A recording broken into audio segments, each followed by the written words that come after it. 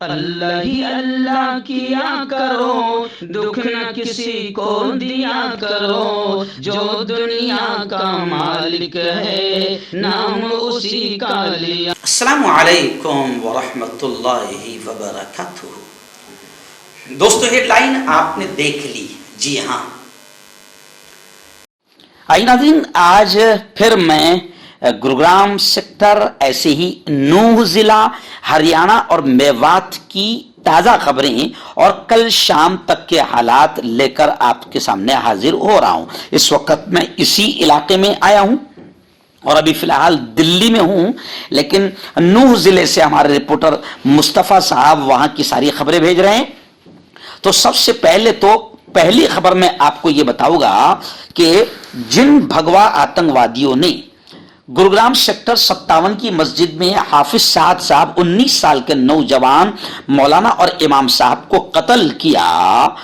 ان کے قاتلوں کو چھڑانے کے لیے اور رہائی کا مطالبہ کرنے کے لیے باقاعدہ تیکرا گاؤں میں ایک پنچایت منعقد ہوئی، جس میں سینکڑوں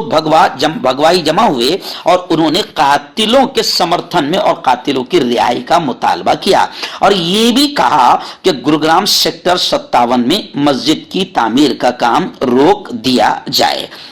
یعنی آپ سمجھ سکتے ہیں کہ آتنکوادیوں کے، بھگوا آتنکوادیوں کے حوصلے کتنے بلند ہیں۔ وجہ صرف اور صرف صاف اس کی ہے کہ ہمارے ہمیشہ بڑبڑ کرنے والے پی ایم خاموش بیٹھے ہوئے ہیں، اور ان کی خاموشی بتاتی ہے کہ ان کی رضامندی ہے کہ چلنے دو اسی طریقے سے ماحول، جتنا ہندو مسلمان آپس میں لڑیں گے اتنا فائدہ کسی اور کو نہیں، ہم کو ہی ہوگا۔ تو اب مودی جی کی خاموشی اور کٹر اور سرکار کی، کٹر سرکار میں کہتا ہوں اسے، کھٹر کو کٹر سرکار کی خاموشی اور کاروائی نہ کرنے کی وجہ سے بھگوا آتنکوادیوں کے حوصلے بلند ہو رہے ہیں، اور اب انہوں نے باقاعدہ قاتلوں کے سمرتھن میں بھی مہا پنچایت لگا دی ہے۔ وہیں پر دوسری بڑی خبر میں آپ کو یہ بتاؤں، ہریانہ اور میوات کو لے کر ہی آ رہی ہے، ایک اچھی خبر آ رہی ہے کہ ہریانہ میں اب جاٹ گجر برادری نے کھل کر بجرنگ دل کے آتنکوادیوں اور وشو پریشد کے آتنکوادیوں کی مذمت کی، نندا کی، اور یہ کہہ دیا کہ میواتی ہمارے بھائی ہے، ہم تشدد کے خلاف ہیں، ہم ہنسا کے خلاف ہیں، اور بجرنگ دل اور وشو ہندو پریشد کے آتنکواد کے ساتھ میں ہم نہیں ہے۔ یعنی یہ ایک اچھی خبر ہے کہ ہندو بھائی بھی اس بات کو سمجھ رہے ہیں، لیکن بجرنگ دل اور وشو ہندو پریشد کے آتنکوادی کس کے اشارے پر کام کرتے ہیں یہ سب کو معلوم ہے، اور ان پر کوئی کاروائی نہیں ہوتی ہے تو کون ان کے سروں پر ہاتھ رکھے ہوئے یہ بھی پتا چل جاتا ہے۔ تو خیر،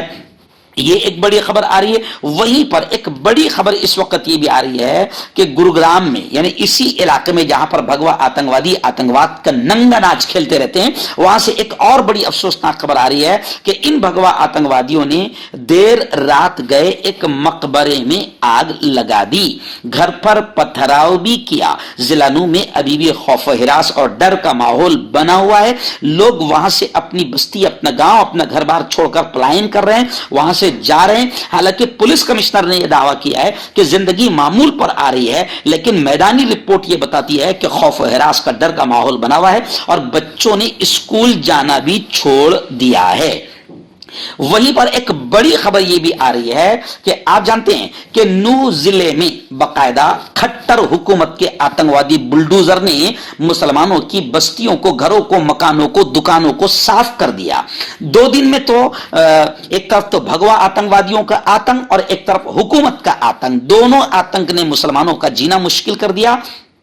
اور بلڈوزر سے کئی علاقے صاف کر دیے۔ لیکن اب یہ خبر آ رہی ہے کہ پنجاب ہریانہ ہائی کورٹ نے مبینہ قصورواروں کے گھروں اور دکانوں کی توڑ پھوڑ پر فوری حکم سے روک لگا دی ہے۔ نوح میں بلڈوزر کاروائی بند ہو، ایسا پنجاب ہریانہ ہائی کورٹ نے آدیش دے دیا ہے۔ لیکن بات تو یہ ہے کہ 2 دن میں انہوں نے جتنا آتنک مچانا تھا وہ مچا لیا۔ وہیں پر ایک سوال یہ بھی اٹھ رہا ہے کہ چلیے آئیے، اگر ان علاقوں اور ان گھروں سے پتھر آئے تھے تو سب سے پہلے یہ کون سا قانون ہے کہ تحقیق کیے بغیر بلڈوزر چلا دیے جائے؟ کوئی کورٹ نہیں، کوئی آدیش نہیں، تو یہ خود ایک آتنکواد ہے۔ جو یک طرفہ کاروائی کر رہا ہے، اور ہمارے قائد محترم جمعیت علماء کے راشٹری ادھیکش قومی صدر مولانا ارشد مدنی نے بھی بلڈوزر کے آتنکواد کے خلاف آواز بلند کی ہے، اور مسلمانوں پر یک طرفہ کاروائی کے خلاف مولانا ارشد مدنی کا کڑا بیان آیا ہے، اور کافی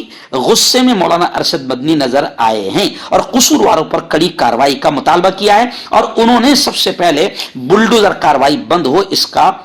ڈیمانڈ کیا تھا۔ تو خیر 3 دن کے بعد بلڈوزر کاروائی بند ہونے کا اعلان اور آدیش پنجاب ہریانہ ہائی کورٹ کی طرف سے آ گیا ہے، مگر ایک سوال پھر بھی لوگوں کے ذہن میں آ رہا ہے کہ بھئی بلڈوزر ایک ہی طرف کیسے چل رہا ہے؟ بھگوا آتنکوادی بھی تو کھلے عام تلواریں لہراتے ہوئے نظر آ رہے ہیں، گولیاں چلاتے ہوئے نظر آ رہے ہیں۔ وہ ایک آتنکوادی جس مندر کے بازو اور جس گھر کے بازو سے گولیاں چلا رہا ہے، کیا اس جگہ کو جہاں سے گولیاں چلی اس گھر کو اس جگہ کو ڈھا دیا گیا؟ کیا اس عمارت کو گرا دیا گیا؟ تو ہندو اور بھگوا آتنکوادیوں کے گھروں پر بلڈوزر کیوں نہیں چل رہے ہیں؟ تو یہ کھلا آتنکواد ہے سرکار کا، اور کھلی بدماشی، غداری اور مکاری ہے سرکار کی، جس کو لے کر عام جنتا میں کافی غصہ ہے۔